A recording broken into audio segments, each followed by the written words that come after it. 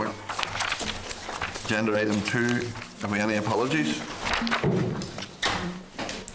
Agenda item 3, business.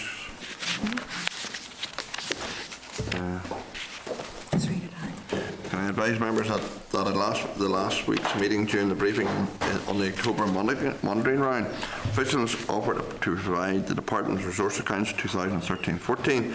This was previously been provided about 2 weeks ago. However, if any member wishes to view them, a copy is held in the committee office.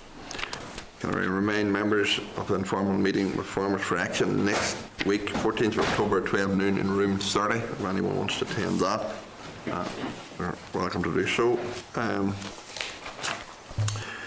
Agenda item 4, minutes of the meeting 30th of September 2014. Can I refer members to the draft minutes of the meeting on the 30th of September 2014 at pages 14 to 19? Are members content that the draft minutes are accurate?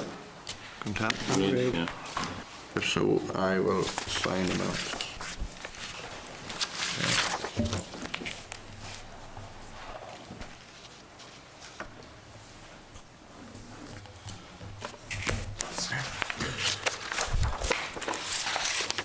Agenda item 5, matters arising. Can I refer members to the matters arising at pages 22 to 29? Are members content to action matters arising as suggested on the index sheet on page 21? Members content? Yes. Okay. Agenda item 6, raised briefing, anti-poverty and social inclusion. Members will be aware that today is the start of the committee review on anti-poverty and social inclusion. Over the next number of weeks, we will receive briefings from a number of key stakeholders. To commence the review today, we'll receive a research briefing from the department. Can I refer members to the paper, pages 31 to 49? And can I welcome Mark Allen, a researcher? Very welcome, Mark. Okay. Thank you, Chair, and thank you, members. And I suppose it is very much, as you said, building upon really the committee's look at the issues of rural isolation, rural poverty and farmer welfare. And I suppose the paper that I am presenting today really specifically looks at the role that DARD is playing. Really, DARD is the lead department, I have to say, in this context, in addressing those issues. The paper, and it is, as you referred in your packs, really looks at this work under 3 broad headings. The first one being the Anti-Poverty and Social Inclusion Framework, which I suppose was really the initial ran from 2008 to 2011, but the current emphasis in the actual paper is the successor to that programme, which is the Tackling Poverty and Social Inclusion Framework, which actually ran from 2011 up until 2015. The second area I touch upon, because at this point we still don't have a tremendous amount of detail, really pending European Commission approval, is the Rural Development Programme for 2014 to 20. And the final element, which just highlights the fact that the DARD also provides core funding in conjunction with DSD to the Northern Ireland Rural Women's Network and the Rural Community Network. So without further ado, I'll progress, maybe take you through what I have presented. As I said, as an overview, there's a recognition there could be opportunity maybe to go into some of this in more detail. And also to say, I suppose, that I'm happy to take any questions at the end. The other thing I should just say is that I'm going to really follow these in table format. Table 1, which is really the Tackling Poverty and Social Isolation Framework, that's pages 33 to 45 in your pack. And the elements covered there, you can see I have the measure, or the support, a wee bit of detail on what's involved. The DARD spend to date within that 2011-15 window. If there's been an evaluation completed at whatever stage, and if there are any recommendations pending from that. So, as I say, pages 33 to 45 is the most significant piece, which is the Tackling Poverty and Social Isolation Framework. The overall aim of this framework, in line with its predecessor, was to, and I quote, help the most vulnerable dwellers facing poverty and isolation. It's a DARD commitment within the current programme for government under Priority 2, and that was, as it's written in the programme for government, to bring forward a £13 million package to tackle rural poverty and social and economic isolation in the next 3 years. The total of the measures that I've included there actually comes to just over £13 million, so it's in line with what we have. You can see running on those pages what we actually have. There's a wide range of projects. Just to touch upon some of them, there's the Assisted Rural Travel Scheme, which really enables smart pass use in rural community transport partnership vehicles. Really, I suppose in simple terms, either free or half fare travel on the Dial-a-Lift service. Dart's spend there to date is about £2 million, just slightly over. And in the evaluation period of April 2012 to September 13, 278,000 beneficiaries through that scheme, so significant numbers. Another element is the Farm Family Health Check. This is a joint project with the Public Health Agency. It's a one-stop mobile health facility offering free health assessments for farmers and farm families. It's had a presence at 31 markets and 31 community-based events. Spend in our 2011-15 period at the minute of I think it's just over £1 million. Sorry, it's 412,000. There's a rogue number in my presentation, 412,000. The other big one, I suppose, which I think many members had expressed an interest in and an awareness of in previous presentations, was the Maximising Access to Services, Grants and Benefits in Rural Areas, the MARA project. Again, a tie-in here with the Public Health Agency, and it's really, I suppose, focused on providing rural households with an information on a range of supports and services that they can avail of, and that can include, for example, the Benefit Entitlement Check. To date, that has had a spend of, I think it's just over £2.7 million for phase 2. And I think in overall terms, it's looking at 4,000 households effectively receiving information. There's also the Rural Challenge Programme, which is DARD's sole in-house programme, although it could incorporate other elements, I suppose, depending on the type of projects coming forward. That's really about supporting new services to address poverty or social isolation issues, really developed by local community or voluntary organisations. A spend there of 127,000 and 44 successful applicants right across Northern Ireland. There's also core support to Rural Support, the organisation based just outside Cookstown and Loughry College. And I suppose it's really just to enable them to continue to deliver the services they have, which includes, for example, a rural helpline. Equally, the Rural Borewells scheme, in conjunction with the DRD, really providing access to wholesome water supply for those households in areas where mains water presents a problem.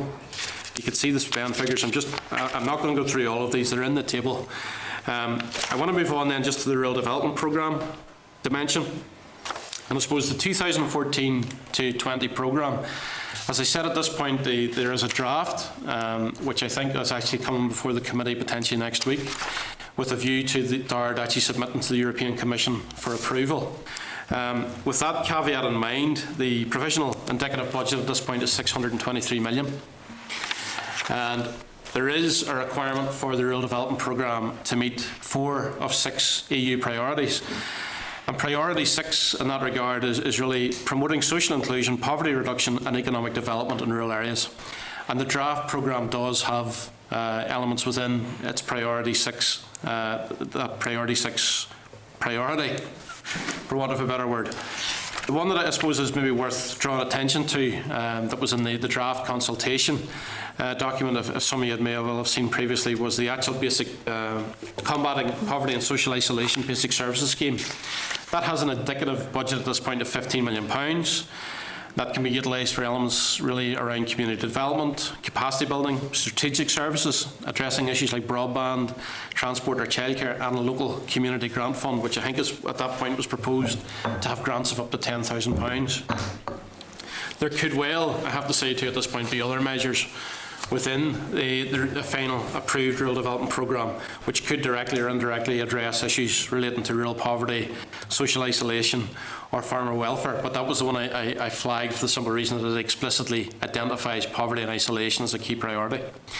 The other element which I wanted to draw your attention to, as I said, just before making some general comments, is the core funding support to the Northern Ireland Rural Women's Network and the Rural Community Network. Those are organisations which have existed for some time, RCN I think since 1991, and they've provided a range of services and supports to rural communities right across Northern Ireland. That programme is a joint funding programme with DSD, and DARD's contribution you can see is set out there in the actual in table 3, which is pages 48 to 49.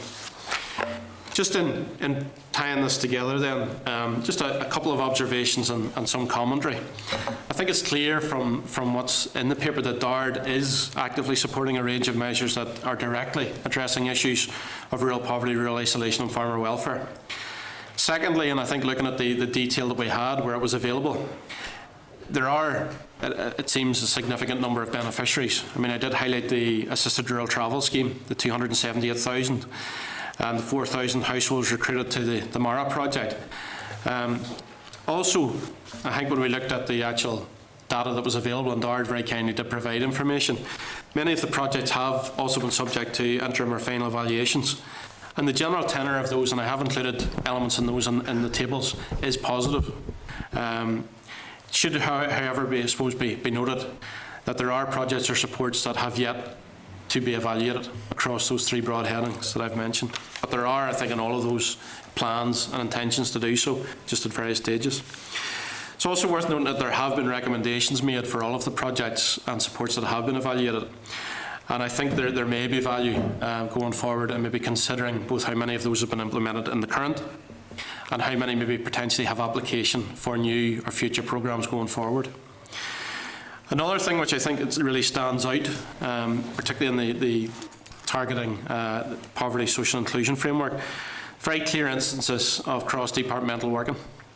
I mentioned the Assisted Rural Travel Scheme with DRD, the MARA with the Public Health Agency, Farm Family Health Check with the Public Health Agency, the Rural Borewells with DRD. There's a supporting project for older people as well with the Public Health Agency and the Western Health and Social Care Trust, Fuel Poverty with DSD and Boost with DEL. All of these effectively highlight where there has been successful cross-departmental working. I suppose there could be question marks around this approach. Is it still viable, for example, when departmental spending pressures are, I suppose, so paramount at this point in time? Or conversely, could the actual model that is set out within the actual programme as sits, could that be the way ahead that might be more attractive to individual departments outside of DARD at a time of budgetary constraint? And the final point I want to make on this as well is that it's very clear looking at the work that DARD is involved in, that the role of the community and voluntary and NGO sectors is really key to both effective and targeted delivery of many of the projects and supports. And I suppose it is notable that DARD's role there seems to be in almost supporting a number of those organisations to really play a part in bringing their knowledge to the table to ensure that there's effective targeting of resources. That's really my presentation. So, as I say, it's a quick run through, but I'm happy to take any questions at this point. Okay, Mark, thank you very much for your presentation. It's well put together. And of course, I believe many of these projects were important and were useful to rural and farming communities. But do you believe if DARD no longer had the funding to do this, would they continue these projects? I think that is a good question. It's not one I have the answer to, and I suppose particularly at the time when budgets are under pressure. That's the reason I made my third point there is I think it's clear looking at, as I said, the general tenor of the evaluations is positive. I suppose it's whether that positivity translates into budgetary commitment from DARD or other departments. And that is one that I have to say at this point we don't know. Okay, all right. Any member? Chair, just simply on the report that has been given, it was very, very well put together. And looking at what DARD has been doing and looking at the targets that has been met and so forth, is it not fair to say that DARD has been meeting all the issues that's been raised in this inquiry is coming through the committee anyway now? Is it not fair to say that we have already, all those issues are addressed that's going to be coming forward in this inquiry is coming before the committee? And it's quite clear from what we've seen. I can't see what more DARD can do as such. The only thing I would maybe say in relation to that is I think there are, particularly if you look at the recommendations, I didn't want to go in to detail, but there are instances there where, for example, the number make reference to could there be more effective target maybe of certain sectors in society. So there are clearly elements which the recommendations maybe identify that going forward could maybe be still form future areas of work for DARD alone or for DARD in partnership with other departments. I think it's fair to say there has been a lot done, however. I think that is a fair assertion. I think that comes through quite strongly when you look at the actual number of beneficiaries on a range of the projects. Okay. Tom Elliott. Chair, thanks. And thanks for that, Mark. Quite a lot of information there, and it's quite hard to take it all in, I suppose. But what I'm thinking is, I hear what Tom Buchanan's saying actually about, a lot already being done. I suppose the only way that we'll know is if we look at what has been achieved and where there is any gaps, and we identify issues ourselves. Maybe there are issues out there that haven't been identified by DARD. Maybe they're all covered, I don't know. But I suppose the only way we're going to find out is if we start asking those questions throughout the community. So, again, I wouldn't form any judgment maybe at this stage, but we'll just have to assess that and see what comes back. People, once you start the inquiry, people may come back, or there may be a group of people may come back and say, well, look, we weren't covered or catered for. And, DARD may not have identified them, we may not have identified them, and nobody else may have, anyway, that's just... Well, I think looking at the information that I looked at, I think that is a fair assessment. There could, for example, be a number of the stakeholder organisations or a number of the delivery bodies who, if you do call them as witnesses, may well identify there could be other areas of work which they feel there could be value in. I'd be shocked if they didn't identify that. Yeah. I suppose as things stand, I suppose in what they've done and what was evaluated, really just focused on the priorities within that period. I mean, going forward, there could well be opportunities to do other work. Sorry, Chair, I should have asked one question of Mark, and maybe I've missed it in there, because I say there is a lot of information. That is around fuel poverty is a big issue, obviously, yes, throughout Northern Ireland. Yes. But I'm just wondering, is there any identification of it being more so or less within the rural community? It is, in terms of, I know that for a fact, I mean, particularly the housing executive figures, for example, in relation to the harder to heat homes and the poor quality of housing, generally in the house condition survey, generally is rural isolated properties. Okay. And I suppose it's partly compounded by the fact that people's energy choices aren't as diverse as they are within an urban setting. Well, that's what I was going to say. In the rural areas, a lot of people would have used turf and sticks and whatever, and a lot of that's not readily available now. So they have to use, obviously, the oil without the use of the gas opportunity. I think it's providing opportunities and choices can be critical in that. Okay, Mark. Thank you very much, Mark. Thank you. Thank you. For members to agenda item 7, an oral briefing from DARD on the anti-poverty and social inclusion. And I refer members to the memo from the clerk at pages 51 to 53 and papers from the department at pages 55 to 63. And I welcome Pauline Keegan, Colette McMaster, Paul Donnelly and George Sampson.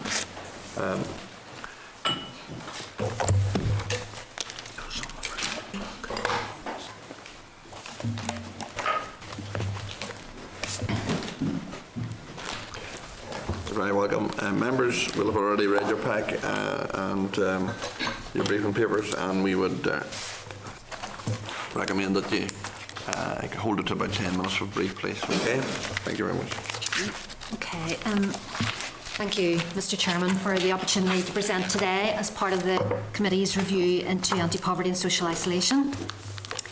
Pauline Keegan and I will provide a joint briefing focusing on the Department's Tackling Rural Poverty and Social Isolation Framework, or TRIPSI, as we will refer to it during this briefing. I'll start with opening remarks on the policy relating to TRIPSI, and I'll hand over to Pauline, who will make opening remarks on the implementation of the framework, and will then be happy to take questions.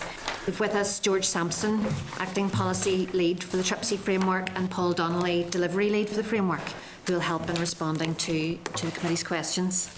I'll start with an overview of the policy context. The Rural White Paper Action Plan is a building block in the Executive's programme for government and provides a framework for a more integrated approach by the Executive to address the challenges facing rural communities. It sets out the Executive's rural vision of a fair and inclusive rural society where rural dwellers enjoy the same quality of life as all others in the region.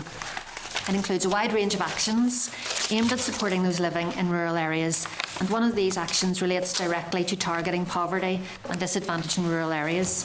The Programme for Government 2011 to 2015 also includes a key commitment for DARD to bring forward a £13 million package of measures in the 3-year period 2012-13 to 2014-15 to tackle rural poverty and social isolation. So DARD's TRIPSI framework is an important mechanism for delivering on both the programme for government and the Rural White Paper Action Plan commitments. It recognises that 2 issues which have a significant impact on the quality of life in rural areas of Northern Ireland are poverty and social isolation. I'll outline briefly the key features of TRIPSI. The TRIPSI framework covers the period 2011 to 2015. It builds on the work of DARD's Rural Anti-Poverty and Social Inclusion Framework, which operated during the period 2008 to 2011. TRIPSI aims to provide interventions to help alleviate poverty and isolation. The framework focuses on 3 priority areas for intervention: access poverty, financial poverty and social isolation. It specifies certain target groups at which measures are aimed, and these include, for example, the elderly, lone parents and carers. TRIPSI measures also aim to help empower rural communities to help themselves. TRIPSI aims to complement and add value to existing government strategies aimed at tackling poverty and social isolation. It provides opportunities for a collaborative interdepartmental approach. A key element of the framework is working in partnership with other government departments and organisations to develop an integrated approach in dealing with the rural challenges. In terms of the impact, TRIPSI has been successful in helping tackle poverty and social isolation in rural areas and has led to significant project outcomes. It's been effective in encouraging various government departments and organisations to work together in tackling the factors which contribute to rural poverty and social isolation. Developing a joined-up government approach has been one of the successes of TRIPSI. This approach has delivered real practical benefits and has been well received in rural communities. The framework is also a useful mechanism to help promote new and innovative approaches to tackling poverty and social isolation, and the Farm Families Health Checks project that was mentioned by the researcher is a good example of a new approach that brings a health service to farmers through a mobile health unit that operates at farmers' markets, and this is helping to address an important social isolation issue. Pauline will say more about the range and success of individual projects that have been delivered. Regarding the evaluation of TRIPSI, each individual programme funded under the framework has its own objectives and targets. The intention is that each programme will be evaluated at the end of the funding period to help inform future government interventions targeting poverty and isolation. In addition, we plan to undertake an evaluation of the overall TRIPSI framework during 2015. This framework evaluation will reflect on and build upon the outcome of the evaluations that have been carried out for each of the individual projects that have been funded. The evaluation of the framework will assess whether TRIPSI has delivered on its objectives, and it will also identify the learning points, and we intend to meet with a range of stakeholders to help in assessing the impact the initiatives had. This evaluation will be used to inform future government initiatives. It will help to identify how future funding can be best targeted to achieve optimum value for money, and to help ensure that poverty and social isolation issues can be addressed effectively in rural areas, particularly among the most vulnerable. We also intend to engage other relevant government departments in the evaluation, and it's hoped that the learning points gained from TRIPSI can be mainstreamed into future programmes that are delivered by departments. That's all I want to say for now on the policy aspect. I'll hand over to Pauline on the implementation of TRIPSI. Thank you, Colette.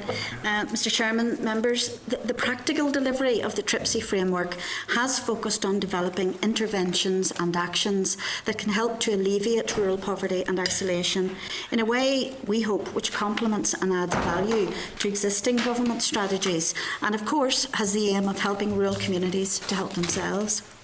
Due to many different factors that contribute to poverty and isolation in any rural area, we think a one-size-fits-all approach wouldn't work. For this reason, we have, along with all our delivery partners that have been mentioned, developed a broad spectrum of actions in an attempt to address the wide range of poverty and isolation-related needs that exist within our rural communities. I'm going to outline a very brief overview, Mr Chairman, of the actions currently being delivered, and I'll try and relate these actions to the 3 key priority areas that Colette mentioned. That's access poverty, financial poverty and social isolation, and those are the 3 within the the framework that we have been targeting. I'll also highlight some achievements and the impact of the schemes. Mark has mentioned MARA. It is one of a number of our schemes which we feel is multifaceted in that it does target all three: financial poverty, access poverty and isolation simultaneously. MARA has been delivered in partnership very successfully with the Public Health Agency, and Mark has said about the figures there. Over 12,000 households have been visited. This has generated 36,000 referrals for various grants, benefits and services. That's a big number. MARA has helped many rural households to claim benefits they didn't know they were entitled to. It has improved energy efficiency through the warm homes and boiler replacement schemes, and has improved security through home safety checks. It's also resulted in over 700 householders registering with their local rural community transport providers, and in doing so we hope has helped to reduce isolation. So, first class scheme. We've worked very well with PHA. It is proactive, this scheme, in tackling poverty and isolation. It's a public sector led approach. It has literally involved knocking on doors and reaching out to people. The Rural Challenge programme, again mentioned by Mark, has also focused on reaching out, but in this case the solutions to local poverty and isolation issues are proposed from the community groups themselves, from the community and voluntary sector organisations, who can develop and implement a project to directly address the needs that they themselves have identified as a priority. Under the current Challenge programme, we have offered a small grant of up to £10,000 each to 44 organisations across the country. To date, these projects have helped over 5,000 individuals with issues, serious issues, I think, such as financial capability, mental health, parenting skills and exclusion. And again, Rural Challenge is addressing access poverty, financial poverty and isolation. Issues relating to poor mental health and well-being have become prevalent, I think, in rural areas, Mr Chairman, particularly within the farming community. While DARD has no responsibility for mental health, as such we do fund rural support to work with the farmers, their families and the wider rural community to try and assist and signpost them to services that can help with problems such as farm finance, paperwork, inheritance, succession and isolation. Rural Support Helpline has received over 1,200 calls. They're dealt with by a team of 30 volunteers. Another complementary scheme is Farm Families Health Check programmes, providing a health screening, advice and referral service for farmers in the rural community. Again, we work with PHA, we work with the Northern Health and Social Care Trust, and this essentially, as has been said, is a health checks van which visits marts and community venues. And so I suppose in effect it gets to touch the hardest to reach individuals who may be reluctant, or in the case of farmers, too busy to go to the GP. This scheme has had a very positive impact to date, with over 5,700 clients availing of a check-up. Again, good figures, Mr Chairman. This health checks programme is again primarily addressing an issue of access to services, and that's a huge issue in the countryside. Another access issue is one that most of us take for granted, and that's the wholesome water supply. And through our partnership with DRD, who hold the budget, we've provided financial assistance towards the construction of 63 private borewells, where accessing the public water main supply is not technically or financially feasible. And we're working with a further 27 households with the intention of completing their borewells during late 2014, hopefully early 2015. Mr Chairman, we've also got the Assisted Rural Travel Scheme, which has been mentioned before. We have got the Connecting Elderly Rural Isolated programme, which has been piloted in the Western Health and Social Care Trust region. And that's expanding and enhancing the range of services available to vulnerable elderly residents in the West, and has a particular focus on health promotion and independent living. Again, it has helped over 1,600 individuals.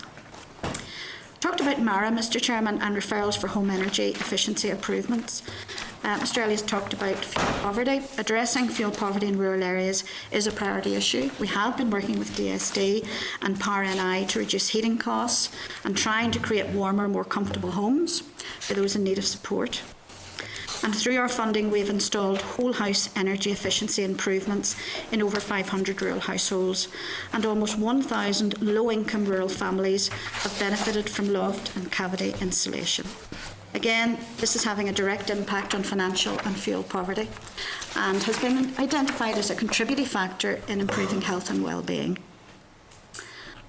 While all of the schemes funded have a distinct and clear focus on poverty and isolation, they've also been designed to complement the strategies and policy tools in place within our department and other government departments and agencies. Mark talked about the Rural Development Programme. It is DARD's primary vehicle for creating dynamic and thriving rural areas, but we understand that the RDP does not provide the flexibility to do all that is required. For example, under TRIPSI, we do target rural youth and employability. We have the Boost scheme that has been adopted by the Department of Employment and Learning. We also have the Rural Youth Entrepreneurship Programme, and in that we supported over 500 young people who have participated in workshops to explore their enterprise and entrepreneurial potential. There's a lot of schemes, and I don't want to keep you here all day going through it, so I'm not going to finish all that I have here in front of me. You'll be glad to hear.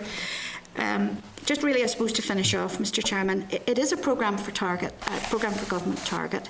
It is a £13 million package of measures. We do work with a lot of other people, other departments and other partners. It's something that the executive are supporting and have supported. We have, I think, been successful. We have reached out. We've supported a lot of people in need. Literally tens of thousands of people have benefited so far. And in terms of cost, as Marcus said, 9.8 million of the £13 million package has been spent. There could be more to be done. I think you have said yourselves that perhaps we haven't reached every area. We're happy to hear if there are areas that we haven't reached, but it has been a very wide range of measures that we've taken forward. We've taken the views of many different organisations. We're happy to do so again. There are different approaches, there are distinct needs. That's why we have the different programmes that we're funding.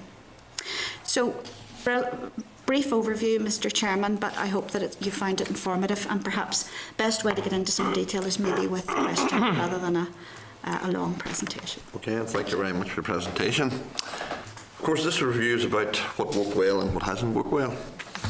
If you were to pick one thing, what would you say has been the success of the programme? Chairman, I'll ask Paul to answer as well, but from my point of view, the MARA programme has been, and I know everybody talks about it, maybe rightly so, people should talk about it. It's been successful in the way we've worked with PHA, and I think that's a really good thing, a very nice example of organisations working together. It actually has targeted really the very most vulnerable, if I can put it that way. As I said in the presentation, people have been able to claim benefits and they didn't even know there were benefits, and they certainly didn't know that they were entitled to them. And I think it's gone up, through the gate, it's gone up the farm gate, and it's knocking on the door and saying, let us talk to you perhaps about what you might need. And there's some very good case studies around it. So certainly MARA. I also like the farm checks, the health checks for farmers, because I do think it's a constituency that sometimes don't think perhaps enough about their health because of the job that they do, and I hope that we have opened that up a little bit to them. Paul, you're the man in the lead. Yeah. Any Thank you, Paul. Mr. Chairman, just to echo, I suppose a key success, maybe initially unexpected, obviously the impact on the end beneficiary, which is key, and through this scheme we've tried to keep the focus on end beneficiaries where possible, and I think that has been very positive. We receive positive feedback on a daily basis from people who have been helped. But as Pauline has alluded to as well, I think probably the cross-departmental and agency working and community and voluntary sector working has proved very successful. We certainly don't know everything in DARD, and across government even. So I mean the good working that we've done across those sectors has definitely opened our eyes to the various issues and had a greater impact. I mean, for us to have maybe tried to tackle some of these issues on our own, we would never have had the impact that we have had by working with all our departments. So I think that's probably been one of the key outcomes. On the other side, is there any part of the programme you think has been a disappointment? I'm trying to think, has there been any programme that hasn't had the uptake that we would expect? It's probably, the Rural Challenge programme was one that, was really in response to stakeholders. I suppose when we had our consultation where people were saying, the issues facing one rural area, maybe in Antrim aren't the same as, or East Antrim isn't the same as North Antrim and Tyrone and whatever.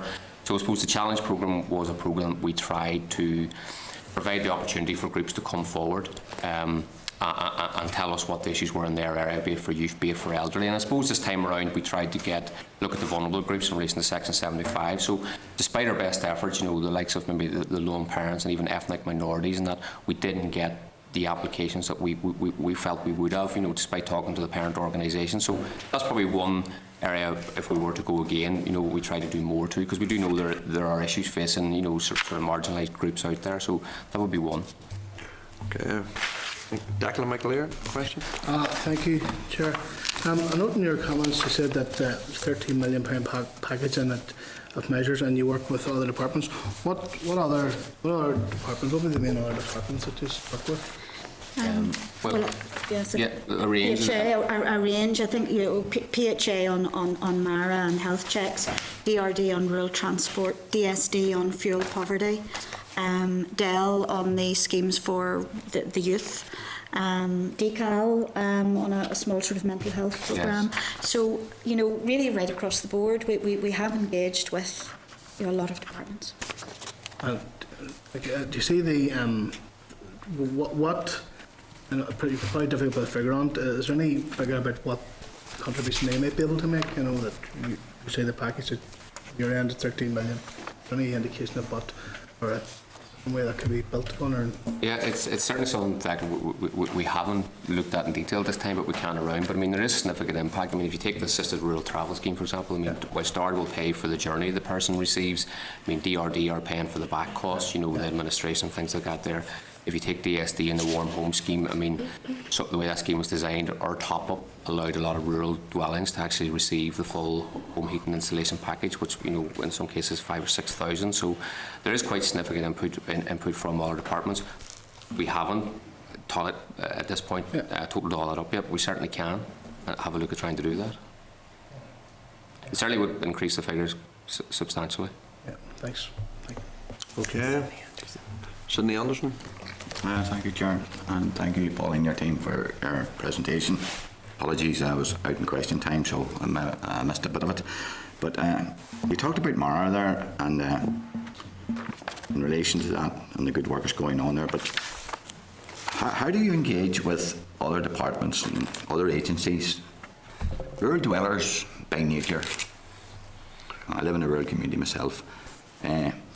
They're not very forthcoming with information. They're a proud sort of people, and some person living in isolation in an isolated area, you know what I mean? People might just want to be left alone there, but they're entitled to many benefits. And to get those people to engage with you, have you a database or any other agencies or such like that you could maybe tap into that to find out what way we can get these people what they're actually entitled to? Because a lot of them are entitled. I know people myself. There's one particular case some years ago I could have got grants, but that person did not want me to do that because he's such a proud person and he was entitled to a lot of things. So I'm sure there's a lot of other people like that. Yeah, I'm going to ask Paul to answer. Just one thing to say. I know in one of the Access One schemes that we had, which was targeting farmers directly, we had a mentoring scheme. Where again we wanted to talk to farmers about their particular situation, issues of succession planning and everything else. That exact situation did come to light because we weren't actually able to mentor the farmers very well, because they essentially said, we don't really want you to send people up to us, and we want to deal with our own people that we know, and maybe our own accountants and our own friends. And that was a very, very difficult scheme to get going, and we were essentially saying, well, look, we're just here to try and offer a wee bit of help and advice, but that was a really, really hard one to do. I'm not sure that it's got better actually, because I think people, there's more of an understanding now, but at the beginning it was extremely difficult. When you say Pauline, it's got better, but by doing what? How have you engaged those type of people? I think by the people who did engage with us, some of the ones who did engage with us, who were then passing it by word of mouth and saying, well, actually, these people are not too bad. They're not really going to try and find out about your personal business. They're not really interested in that. And the sort of mentors that we had were maybe people who were ex-farmers or ex-DARD staff, or people who understood the constituency. Wouldn't be me, like an administrator, going along and, talking in that sort of way. It'd be people who really understand it. So I think it's to make sure we get the right people, and maybe we have that in the Mara scheme. Paul, would you say? Yeah, I suppose, Member, just to collaborate on that, I suppose why Mara has been relatively successful is the approach is slightly different. Across Northern Ireland there are 13 community volunteer organisations who actually deliver the programme in each area, and they will recruit enablers, as they're called, and the enablers' job is really to identify the households And they do that through a mixture, by working with the local community and voluntary groups, by working with GPs, by working with church groups. And that actually has had a far greater impact and getting to the very people you've talked about, the people who don't normally come forward. I suppose in doing that and hitting our target, we had quite a challenging target of 13,000 households, and when we went into, or 12,000 households, in fact we've completed over, I think, 14,000 actual assessments now, because you'll probably appreciate there's people living in the same homes. I suppose it's now created a new challenge for us, is actually to manage those outcomes. Because whilst we have the Social Security Agency and DRD and all the various statutory partners, there's actually scheme on the scheme steering group, and we're working very closely with SSA, identifying the people and identifying they're eligible, and as you know, getting them to actually claim the benefit. So we've sort of got to overcome maybe the first two hurdles, and now we're actually focusing our resources on trying to make sure those people who, at the bottom line, to apply, say, for an entitlement, the householder has to sign off. Even though the research has been done, they've been told that they're entitled, they have to sign up. So that's actually where we're trying to focus the organisations now. Is actually, and this is why this time we talked about learning earlier. First time we ran this scheme, there was one visit. Now there's a second visit, which is like a follow-up visit to the household and say, okay, how did you get on? Did you send those forms off? Why have you not completed them? And why, so it actually does take that extra bit of work. You're absolutely right, and that's why Mara probably has been successful. It's using grassroots to really identify the vulnerable households as opposed to government agencies like ourselves trying to do it. If it happens with people who the individuals would have a lot of confidence in. Absolutely. And I think it's to get those people on board to maybe talk with you and to talk to them as well. But I have experienced this, and I say it's not an easy task at times to get people to, because for a start, they probably don't want help, and they're entitled to that help. And secondly, they're very private people sometimes, and they don't like questions being asked, and I can understand that. But entitlements are entitlements, and they should be helped in any way, and any work that can be done in that area. Certainly appreciate what you're doing in that area. Thank you. Okay, Joe Byrne. Thanks, Chairman. Apologies to Pauline and the team without learning at the first time. Obviously, in the strategic context, the Rural White Paper Action Plan is like a framework here to work along. Can I ask you in relation to rural transport for isolated people, what is the Department's approach towards rural community transport partnerships? What can you do or not in relation to home help for people that live in isolated situations? What about the Meals on Wheels, which again in the past were something that was very important for people that lived on their own and did provide a service? Yeah, very briefly, I mean, as you would have heard earlier, I mean, we do currently support with DRD their assisted rural transport scheme, which is delivered by the Rural Community Transport Partnerships on the ground. I mean, that has been a very successful scheme that DARD is currently involved in.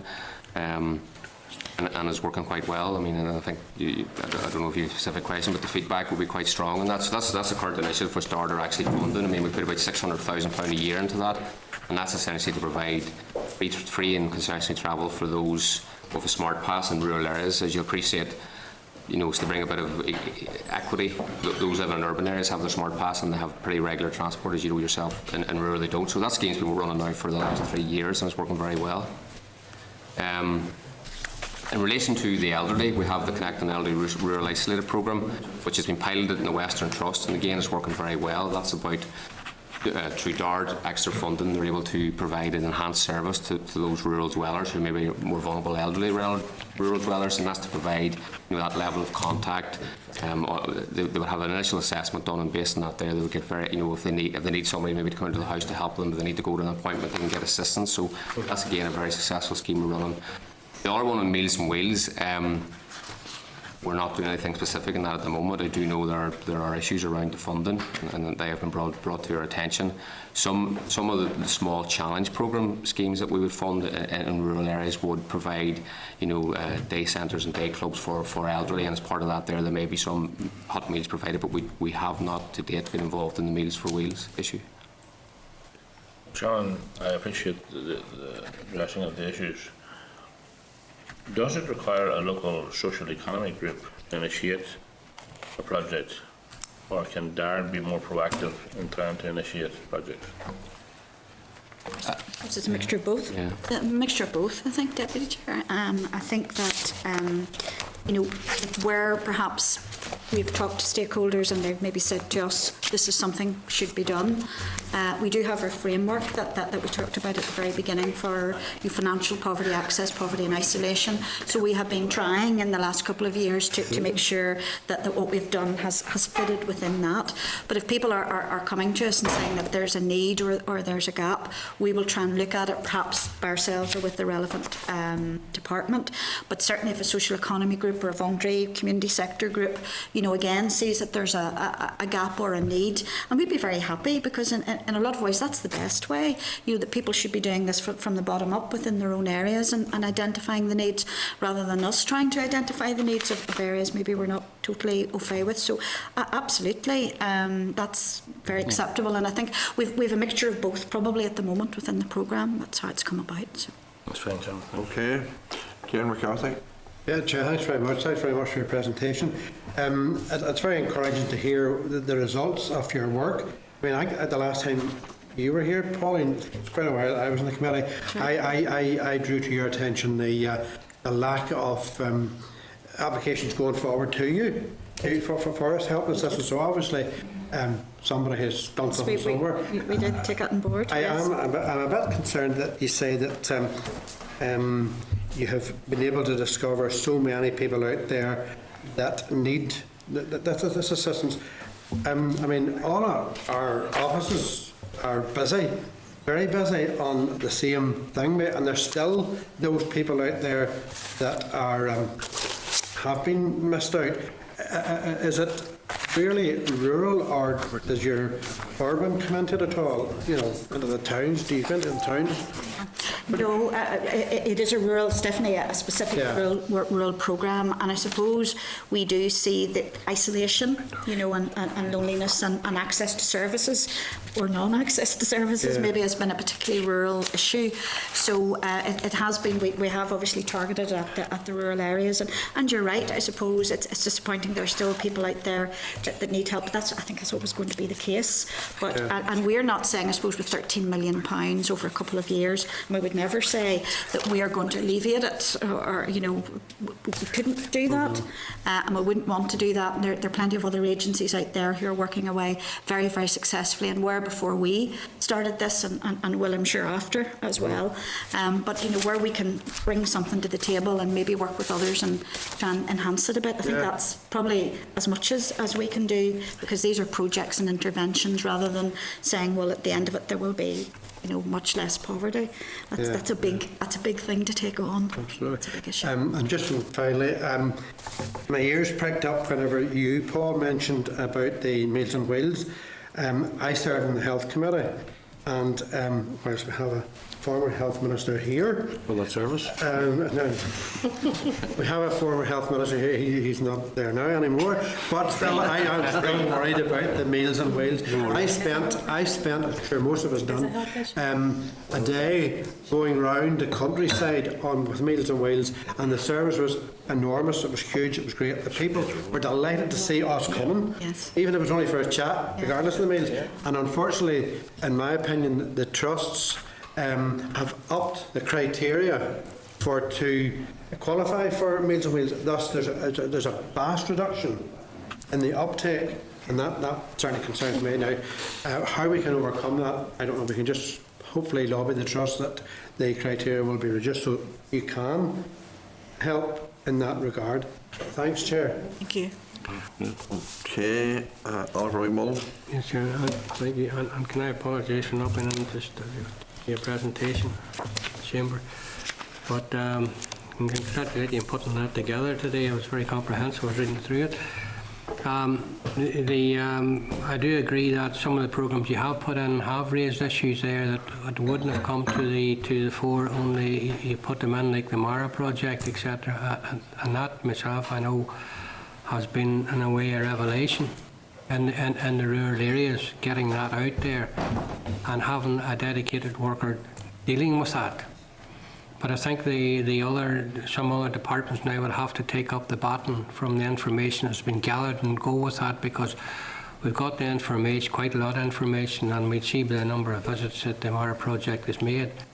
But if that's not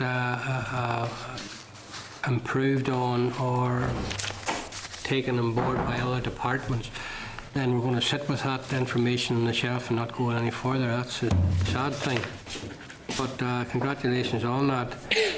On transport now, we need to look at all this too, because in my area we're out of one transport area and into another, and that other area now hasn't got a quarter of the transport vehicles at the area that we were used to having.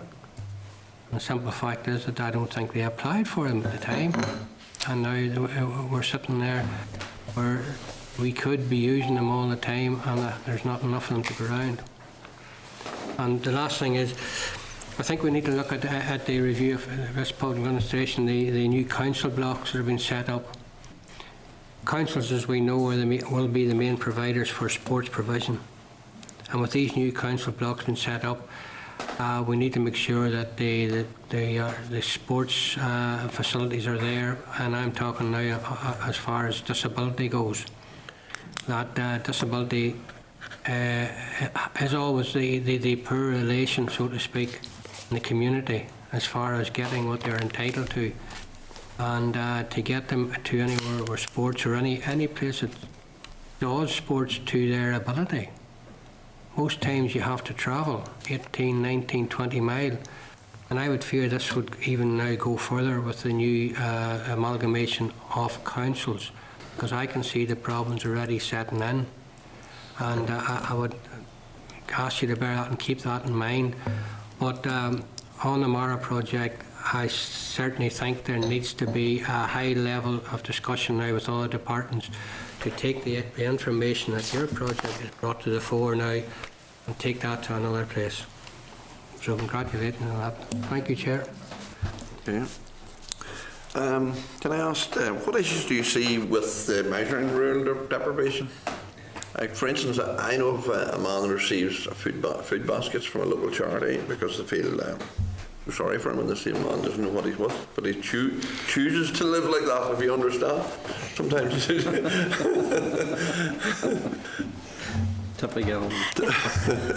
Sorry, Chairman, what was your question? The question was, apologies. What issues do you see with measuring rural deprivation? Sorry.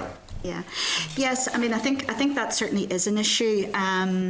As I said, from our point of view, with this programme, this package, this £13 million over a couple of years, we would not be able to, make a huge difference. We wouldn't be able to take it from, a baseline to 3, 4, 5, 10% up.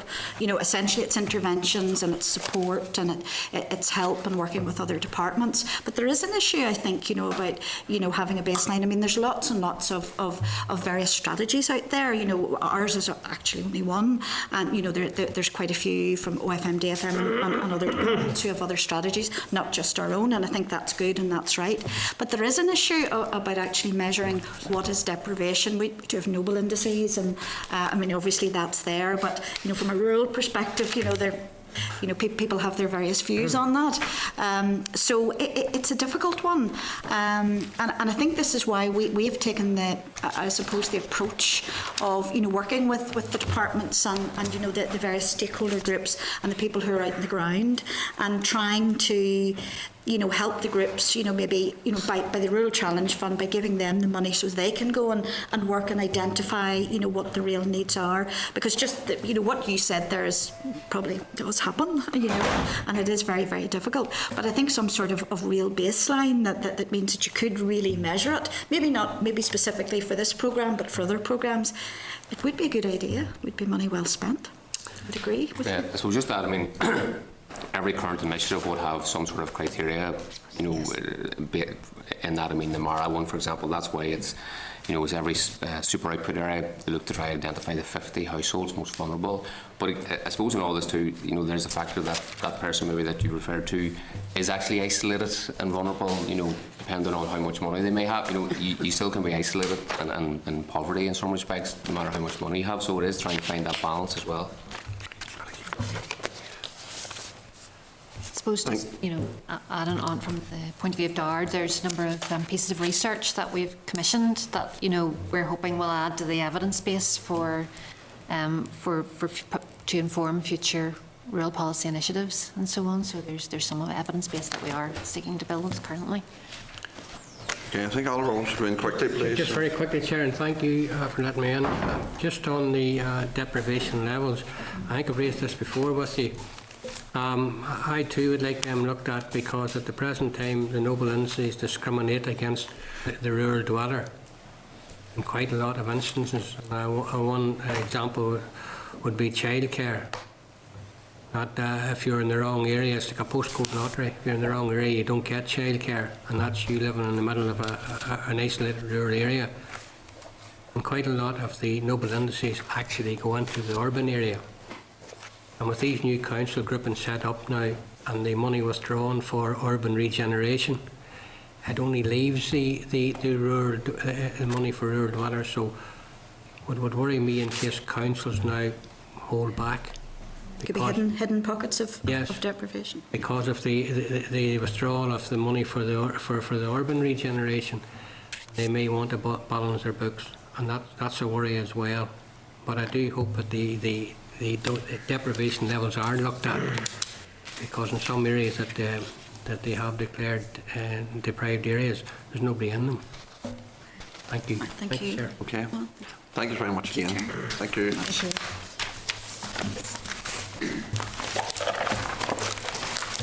Can I refer members to the draft press relief on the launch of the committee review on anti-poverty and social inclusion on page 64 and 65? Members content with press relief to issue? Agreed. Okay. Agenda item 8, pre-consultation EQIA, the adoption of online as the primary channel for communicating and transacting with consumers. Can I refer members to the memo from the clerk at page 67-68 and papers from the department at pages 69 to 114? Can I advise members that in order for the department to reduce its running costs by 25% by 2020, it is moving to implement online services along the new CAP reform process in January 2015, and with the online communication being phased in between 2015 and 2018. DARD also has to meet EU targets to provide pre-established forms via a GIS system, otherwise fines will be imposed. DARD has to meet EU, the department proposes to go out to public consultation in November to January. Although at this stage the EQIA is still not finalised, the department has completed a screening exercise to help inform an initial indication of the scale of the impact. The department is also telling consultees about the change from AFAS to NIFAS and are giving consideration to no longer issuing paper applications for area-based schemes after the 2016 scheme year. Can any members want to respond to that, or any questions on that? That could create problems for some people, I think, in the countryside. The fact that they'll no longer be issuing any paper area-based scheme, so online, everyone will need to have availability to online services at that stage. They won't have. There will be concerns, what? They won't have. They won't have, that's right. The vast majority of people will. Yeah, well, There's going to be a fairly significant residual population. they won't. They won't. And it's grossly unfair to discriminate against them. I don't think it'll meet equality impact assessments, in that it'll be discrimination against older people if they go down that particular route. Yeah. There's lots of older farmers in their 70s. Some of them are quite wealthy, and I might add, but there's an awful lot of them won't be. And it'll be grossly unfair to go down that route. Well, I think, Chairman, as a follow-on from last week, this is where the improved communication between DARD officials and the consultants that act for farmers is crucial. Because if we do have individual farmers who are elderly and who have tried to do their own system by paper in the past, and they've been requested to go online and they have no computer system or no desire to be involved in it, then there'll have to be some better way of allowing them to have an agent that can do their business online. I think one thing that's concerning to you from last week, and they brought this forward to us, that most of the form fillers are now retired people themselves. Previously worked for departments, and many of those people are retired. So it's going to leave a big gap in the future if it's not young people comes on to take up that challenge. Will our members content that the department proceeds with the consultation and returns to the committee with analysis of the responses? And I suppose we can reflect it pretty clearly in the letter. Yeah, will you do that? Yeah. Okay. Agenda item 9, pre-consultation, the Animal Byproducts Enforcement Regulations Northern Ireland 2015. Can I refer members to the memo from the clerk at pages 116 to 117 and papers from the department at pages 118 to 147. Can I advise members that following a full review of the Animal Byproducts Enforcement Regulations Northern Ireland 2011 to take into account EU changes and proposed and existing amendments, the department is proposing to consolidate the provisions into one instrument. The proposals will take 8 amendments, and those are detailed in pages 116 to 117 of the clerk's memo. The consultation will commence in early October and will last for 12 weeks. Any comments again from members on that? Again, are members content that the department proceeds with the consultation and returns to the committee with a detailed analysis of the consultation responses? Okay. Agenda item 10, committee visit to Scotland. Can I refer to the memo from the clerk at page 149 to 150 in respect of the forthcoming committee visit to Scotland? At this stage, 5 members have confirmed their attendance, and staff will be making flight and hotel bookings this week. And should any other member wish to attend, can they advise the committee office as soon as possible? I know we have 2 new members on the committee, so they may wish to attend that. Is that Wednesday and Thursday? Wednesday and Thursday. I put it in. Okay. Okay. I think at the pages 149, 150, we have details of what we propose to do that particular day. And I think I did say that we should maybe, whenever we're there, we have meetings to look at the grading system in Scotland via comparison with Northern Ireland and some of the. But I mean, some of the details have been fine, but I have to be finalised for the Thursday or the next day, on the second day. Is that right? Yep. Okay. Agenda item 11, correspondence. Can I refer members to the correspondence received at pages 153 to 177? Can I refer members to the correspondence at page 160 from the RSPB? Members will recall that RSPB had requested to brief the committee on its concerns around the Rural Development Programme, and it was agreed to defer consideration of this request until today's meeting. There are a few options open to the committee. The committee can seek an oral briefing from RSPB, have an informal meeting with them, or agree that a written briefing we have before us today is sufficient. Can I seek members? Aye. Well, obviously, Chairman, they are a very ardent lobby group. Yeah. And, they're fairly vociferous. Would we be able to afford them officially a time of an hour at the meeting? Or? I could probably squeeze in half an hour if I told them I was going to be short and sharp. Yeah. If he's wanted to, but. We're having a briefing next week with the department on the new Rural Development Programme. You can squeeze them in before that. You could squeeze them in possibly before that if you want a quick briefing. It's up to sales. I'd be happy enough with the panels and others. So. Okay. Is everyone content to have a short briefing? Okay. Can I refer members to the correspondence at pages 162 to 177 from solicitors acting for the Strangford Lough Fishermen's Association on its concerns around the restrictions on pot fishing in Strangford Lough.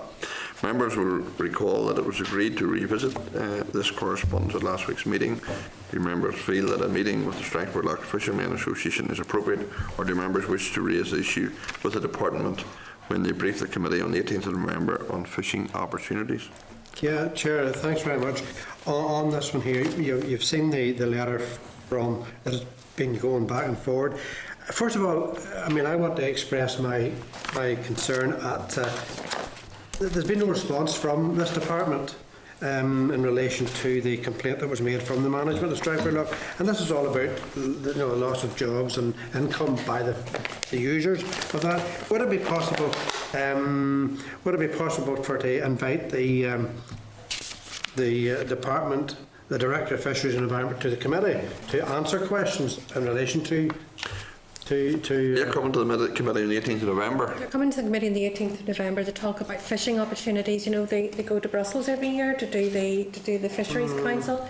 Do you want it at that? That's 5 weeks away. We can make that one. Yeah, it's a bit away, a bit long way. Is there any way we could short circuit it, or could we ask them to come earlier? Particularly the Director of Fisheries. I'll have a look at the Environment programme, but it is reasonably tight. There's more space after November than there is between now and the 18th, if you know what I mean. Yeah, but I mean, as I understand it, the Brussels visit, the annual visit, is not really synonymous with the Strangford Lough.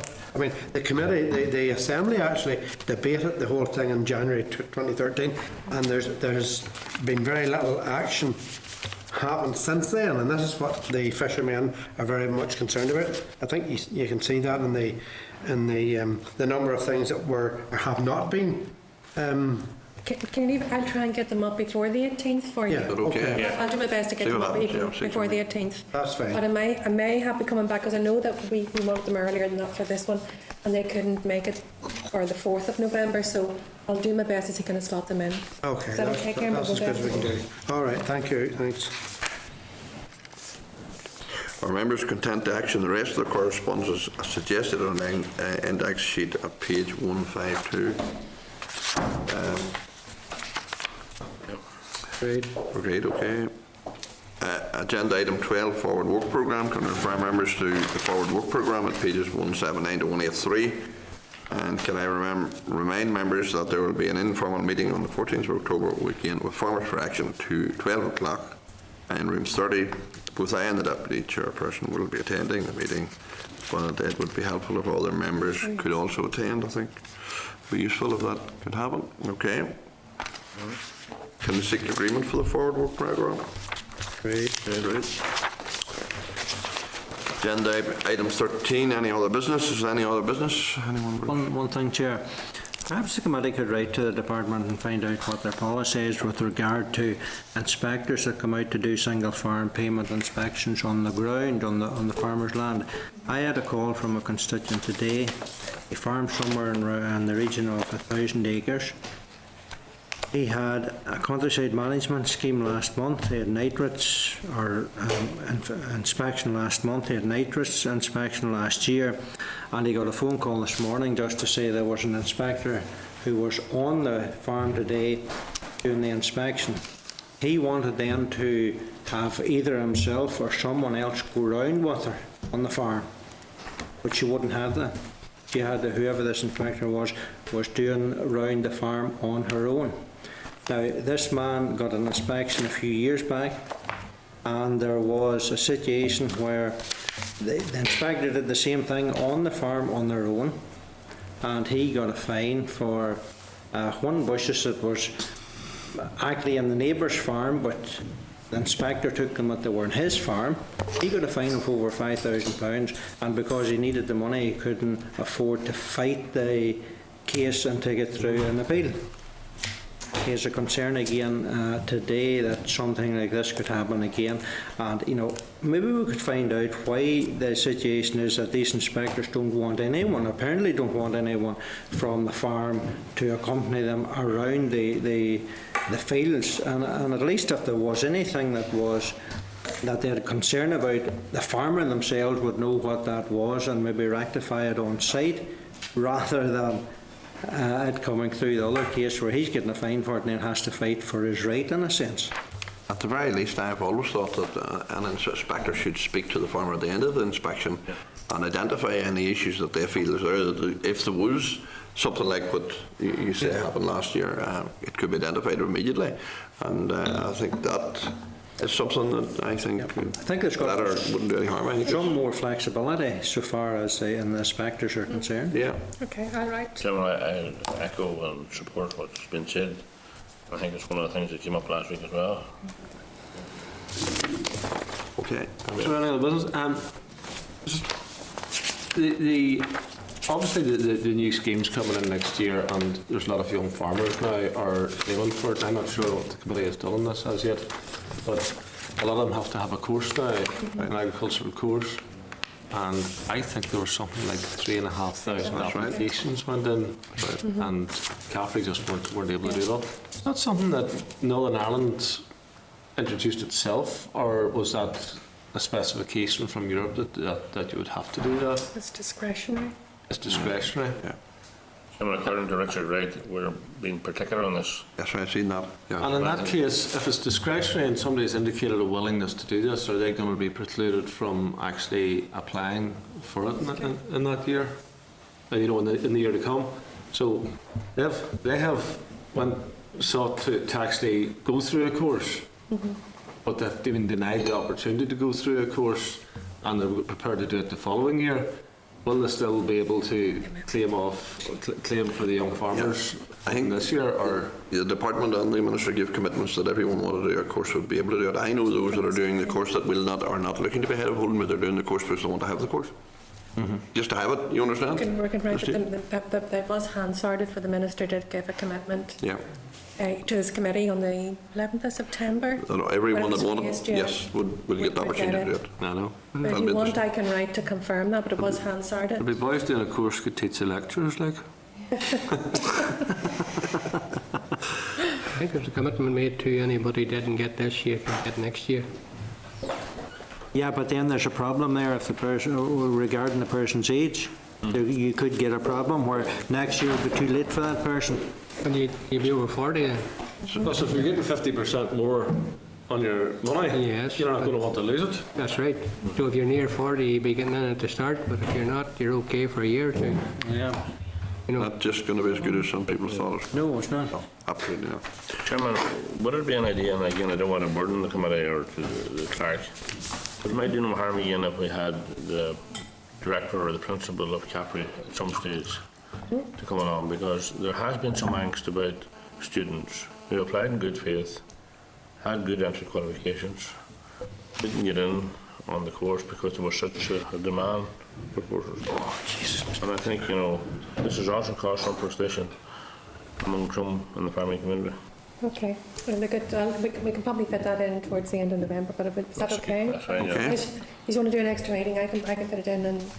Well, we can wait until then, because 12 o'clock or obviously something? this year's students have started anyway, but I Yeah. think we'll have to preempt for next year. Okay. Okay, everyone? Agenda item 14, date of the next meeting. The next meeting of the Committee for Agriculture and Rural Development will take place. Hello. Sorry? An efficient Joanne's chairperson. looking at her watch saying, William. I don't want to maps. I think there's nobody else. I can give everybody opportunity. Nobody else, was there? No. Okay. The next meeting of the Committee for Agriculture and Rural Development will take place on Tuesday, 14th of October at 1:30 in Rooms 30, Parliament Buildings. I declare the meeting adjourned.